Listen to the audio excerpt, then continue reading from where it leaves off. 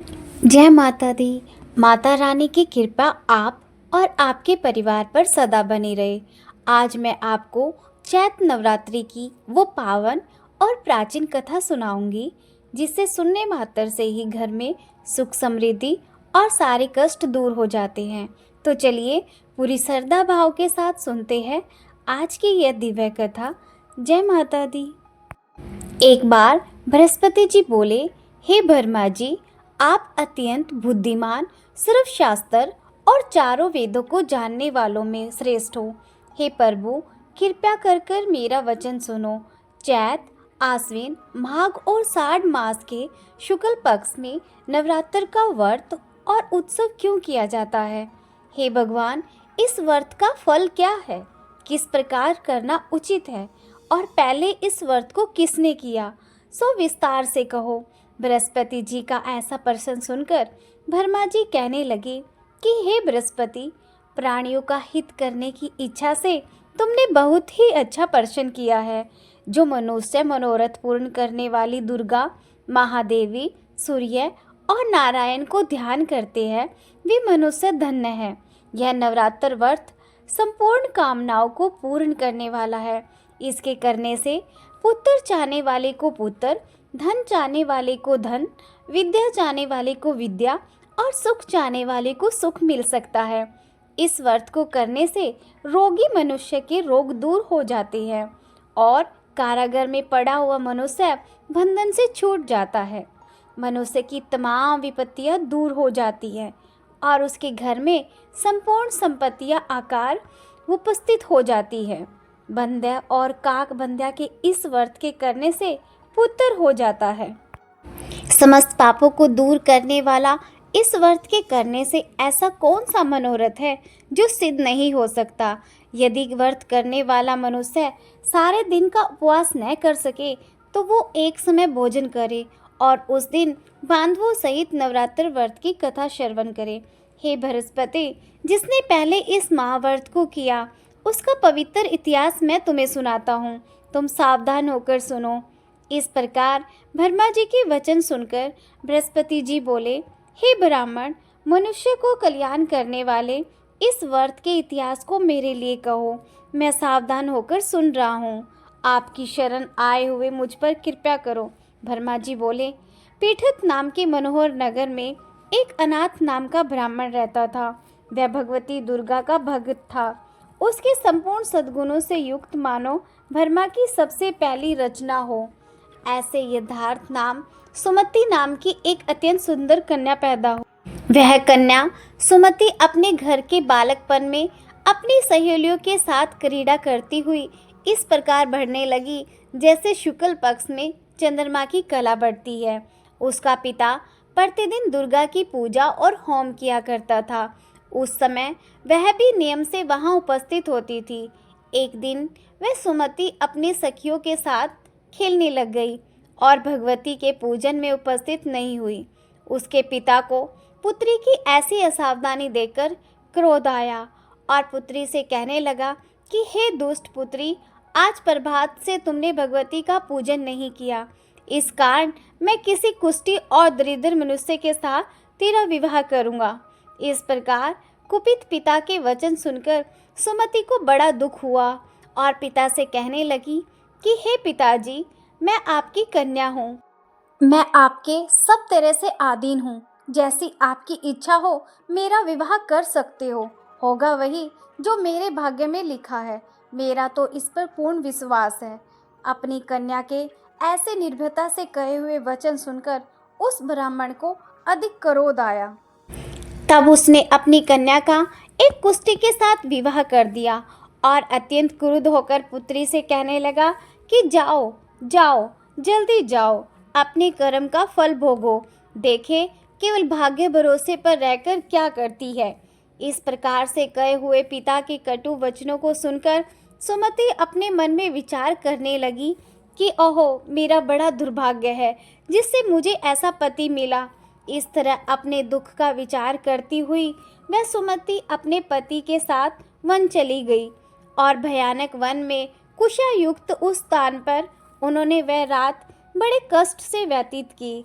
उस गरीब बालिका की ऐसी दशा देखकर भगवती पूर्व पुण्य के प्रभाव से प्रकट होकर सुमति से कहने लगी कि हे ब्राह्मणी, मैं तुम पर प्रसन्न हूँ। तुम जो चाहो वरदान मांग सकती हो। मैं प्रसन्न होने पर मन वांछित फल देने वाली हूँ।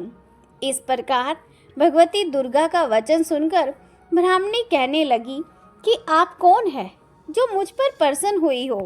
यह सब मेरे लिए कहो और अपनी कृपा दृष्टि से मुझ दासी को कृतार्थ करो। ऐसी ब्राह्मणी का वचन सुनकर देवी कहने लगी कि मैं आदि शक्ति हूँ और मैं ही ब्रह्मा, विद्या और सरस्वती हूँ।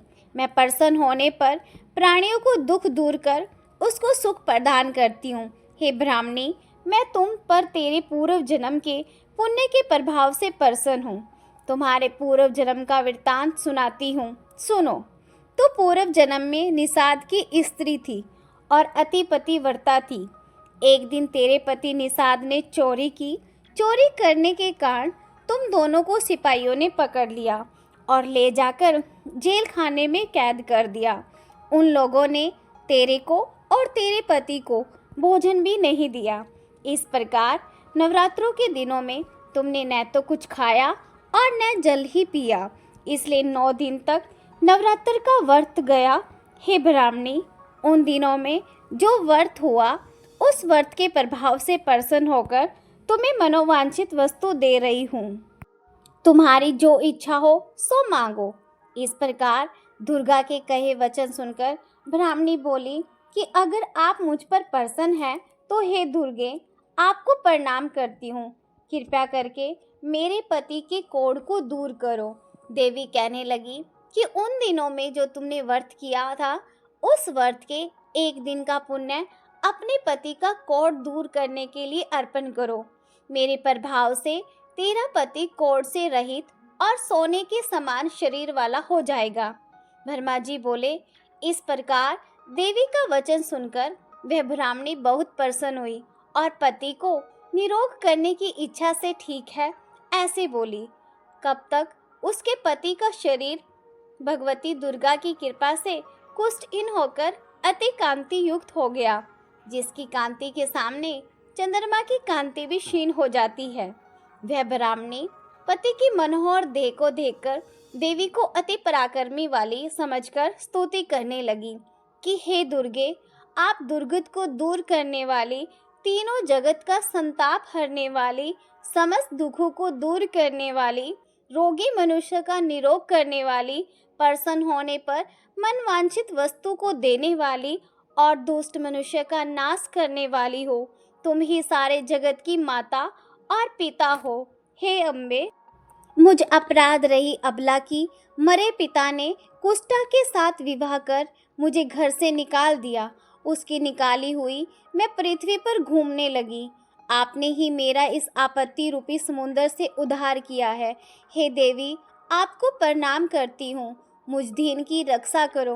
ब्रह्मा जी बोले कि हे बृहस्पति, इस प्रकार उस सुमति ने मन से देवी की बहुत स्तुति की।